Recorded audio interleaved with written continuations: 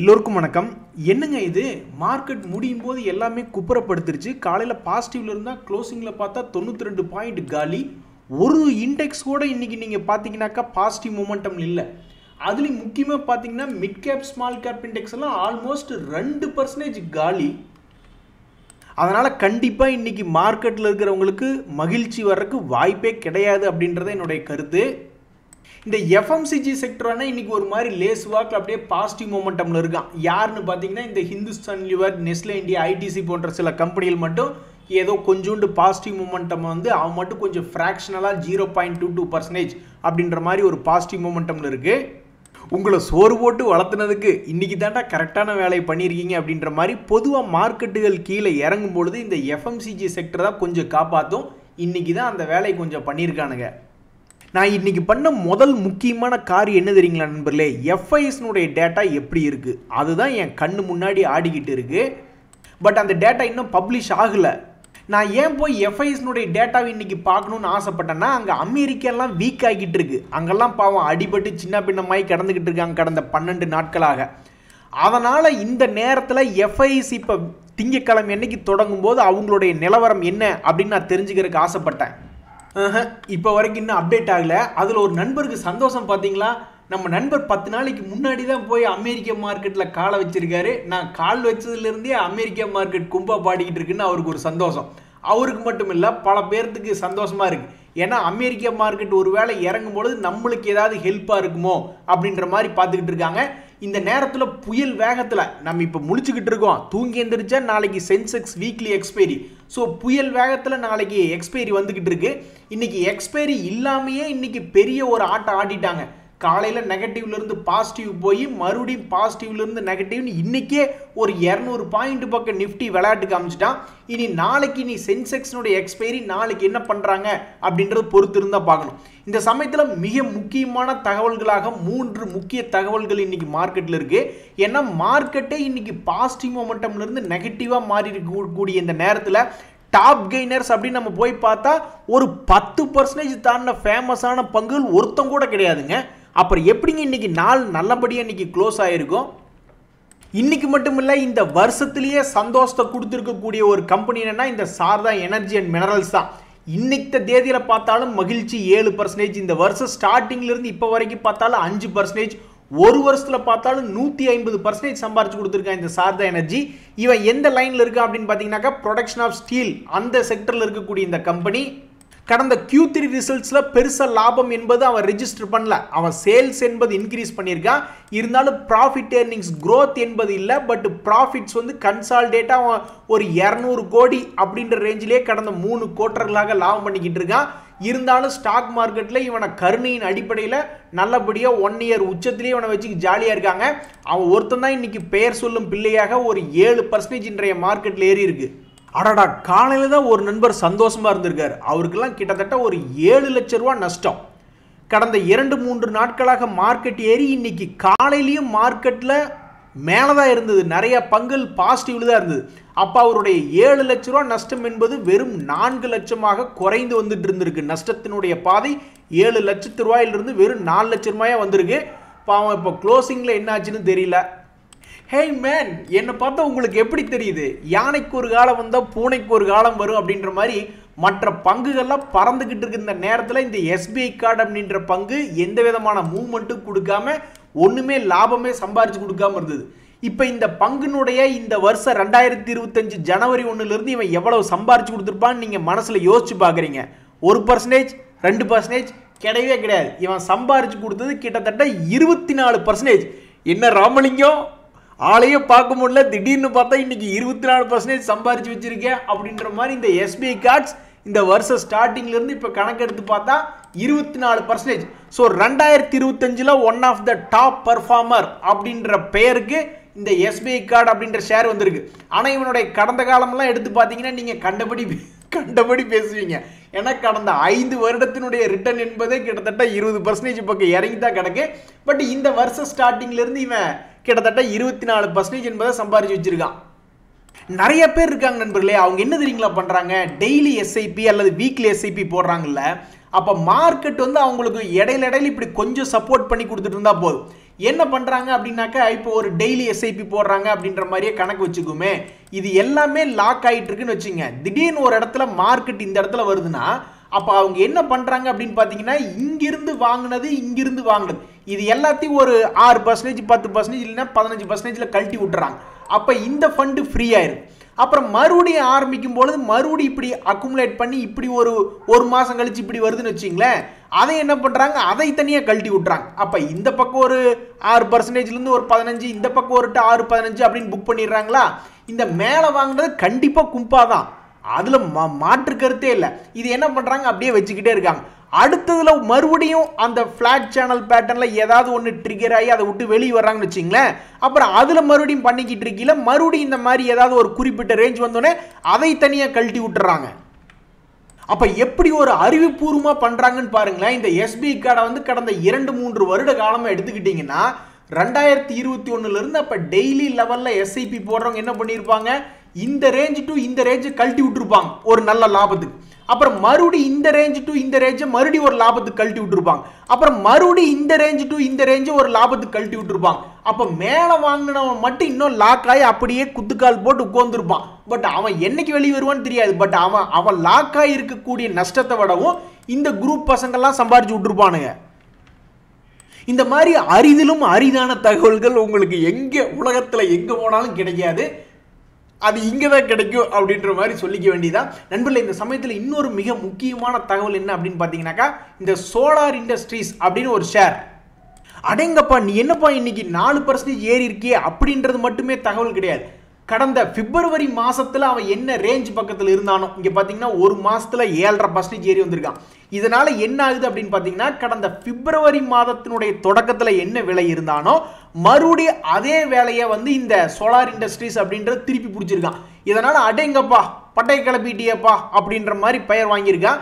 இருந்தாலும் அவன் இன்னுமே ஒரு வருஷத்தினுடைய லோன்ல தான் சுத்திக்கிட்டு இருக்கான். ஒரு வருஷம் 6 மாசத்தினுடைய லோன்ல சுத்திக்கிட்டு இருக்கான். இருந்தாலும் அவன் பண்ணி இருக்கக்கூடிய ஒரே ஒரு வேலை என்னன்னா, கடந்த மாதத்தினுடைய நிகழ்வு பக்கத்துல திரும்பி வந்ததுனால சின்னதாக அதனுடைய முதலீட்டாளர்கள் லேசா பெருமூச்சு விடுறாங்க. வேற எதுலையும் இன்னைக்கு சுவாரஸ்யமான தகவல் அப்படின்றது எது இல்லைங்க நண்பர்களே. ஆனா இந்த ஐடிபிஐ பற்றிய ஒரு தகவல் இருக்கு. அந்த ஷேரை வச்சிருக்கிறவங்க எல்லாம் ஆண்டவனை பார்த்து மேலா அண்ணாந்து வானத்தை பார்த்து ஆண்டவா எங்களை எப்படியாவது காப்பாத்தி விடு ஆண்டவா அப்படின்ற மாதிரி வேண்டிக்கிட்டு இருக்காங்க. ஏன் அப்படின்னாக்கா, சமீபத்தில் தான் அது மிகப்பெரிய ஒரு வீழ்ச்சி அப்படின்றது ஏற்கனவே ஒரு முறை சந்திச்சிருந்தது இந்த 2025 தொடக்கத்தின் போதே. அதுக்கப்புறம் அப்படியே அவன் ஆடிக்கிட்டு இருக்கான்.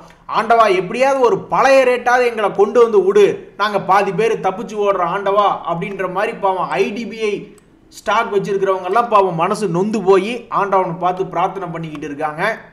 நண்பர்கள், இந்த மார்க்கெட் 2-3 நாளா ஏறினதுனால நிறைய நண்பர்கள் என்ன எதிர்பார்க்குறாங்கன்னா, ஆண்டவா இந்த ரிவர்சல் பேட்டர்ன் ஸ்டாக் மார்க்கெட்ல இருக்கு இல்லையா, அதாவது தொடர்ந்து இறங்கிட்டே வர்றான், அதுக்கப்புறம் ரிவர்சல் போடுவான் இல்லையா. ஒரு உதாரணத்துக்கு மார்க்கெட்ல பெரிதும் மதிக்கப்படுகின்ற இந்த மாதிரி இன்வர்ஸ் ஹெட் அண்ட் ஷோல்டர் போன்ற பல்வேறு பேட்டர்ன்களை போட்டு எப்படியா ஸ்டாக்குகள் திரும்பி வந்தால் கொஞ்சம் சந்தோஷமா இருக்குமே அப்படின்ற மாதிரி பார்த்துக்கிட்டு இருக்காங்க. ஒரு உதாரணத்துக்கு வெயில் தொல்லை தாங்க முடியாத இருக்கிற நேரத்தில் திடீர்னு குளு குளு குளு குளுன்னு ஒரு மாதிரி காத்தடிச்சா எவ்வளவு சந்தோஷமா இருக்கும். அது மாதிரி ஏதாவது ஒரு ரிவர்சல் பேட்டர்ன் என்பது போட்டாக்க நல்லா சந்தோஷமா இருக்குமே அப்படின்ற மாதிரி பல்வேறு நண்பர்கள் நினைச்சுக்கிட்டு இருக்காங்க. அந்த மாதிரி ஏதாவது ஒரு ரிவர்சல் பேட்டர்ன் ஒழுகுமா, ஒரு உதாரணத்துக்கு இந்த பவர் கிரிட் அப்படின்ற மாதிரி ஒரு ஸ்டாக் இருக்கு.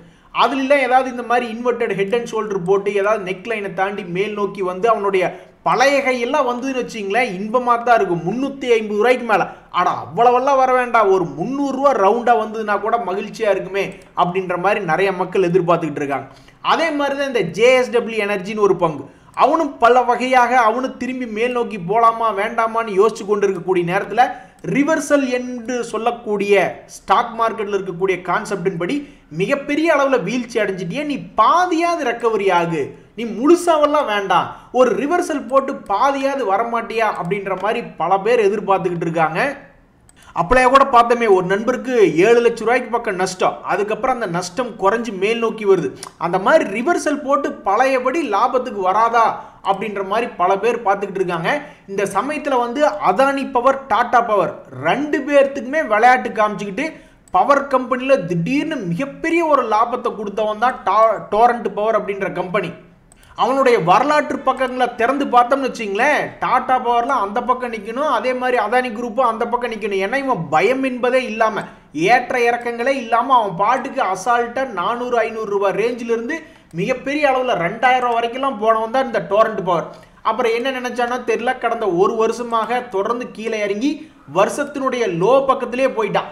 லோ பக்கத்தில் போன இந்த டோரண்ட் பவர் இன்னைக்கு மார்க்கெட் நல்லா இருந்த சமயத்தில் ஒன் ஆஃப் த டாப் கெய்னராக ஆல்மோஸ்ட் 1391 ரூபாயெல்லாம் போன பங்கு க்ளோசிங் டைமில் கிட்டத்தட்ட 1% பாசிட்டிவ்ல க்ளோஸ் ஆயிருக்கு அப்படின்றதா ஒரு செய்தி.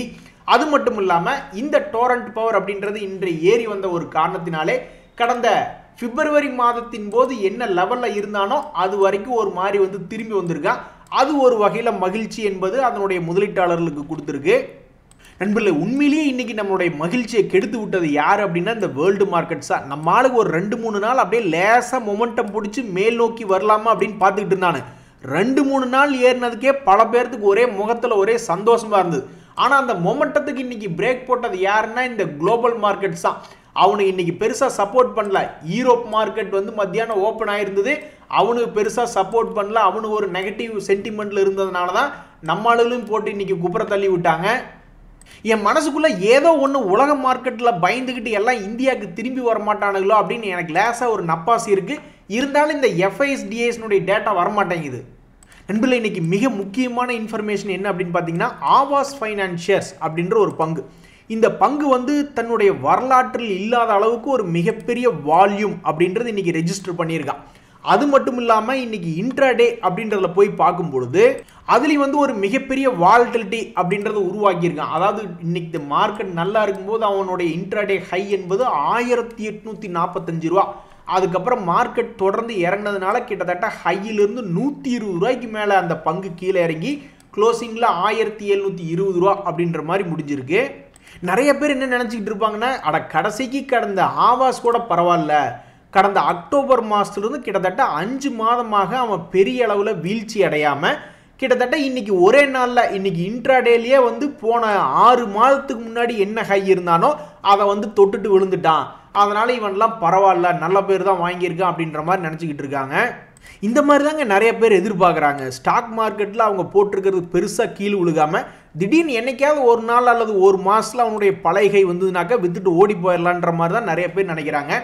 அதில் அவங்களுடைய கெட்ட நேரம் பாவம் அவங்க வச்சிருக்கக்கூடிய சில பங்குகளுக்கு நடக்காமல் இந்த மாதிரி வேறு வேறு பங்குகளுக்கு நடக்குது. நண்பர்களே, இந்த சமயத்தில் ஒரு மிக முக்கிய தகவல் என்ன அப்படின்னு பார்த்தீங்கன்னா, நம்ம ஸ்டாக் மார்க்கெட்லேயே 2-3 செக்டர் தான் இருக்குது. அந்த 2-3 செக்டரில் வந்து growth என்பது குறைவாக இருக்குது. இருக்கிற பிஸ்னஸை அப்படியே மெயின்டைன் பண்ண முடியும் அப்படின்றது பார்த்தீங்கன்னாக்கா ஏதெல்லாம் இருக்குது அப்படின்னு பார்த்தீங்கன்னா, இந்த ஃபுட்வேர் செருப்பு ரிலேட்டடான கம்பெனிஸ் இருக்குது. அதே மாதிரி பேப்பர் அண்ட் ஸ்டேஷ்னரிஸ் ரிலேட்டடான செக்டர்லாம் இருக்குது. ஸோ அந்த வகையில் பார்த்தீங்கன்னா இந்த டாம்ஸ் அப்படின்ற ஒரு கம்பெனி வந்து ஒரு ஸ்டேஷ்னரி ரிலேட்டடான கம்பெனி. என்னைய அநியாயத்துக்கு உன்னுடைய மார்க்கெட் ஷேரையும் உன்னுடைய ப்ராஃபிட் அண்ட் லாஸையும் கீழே விடாமல் தக்க வச்சுக்கிட்டே இருக்குது அப்படின்ற மாதிரி நீங்களே அதிசயத்து போயிடுங்க.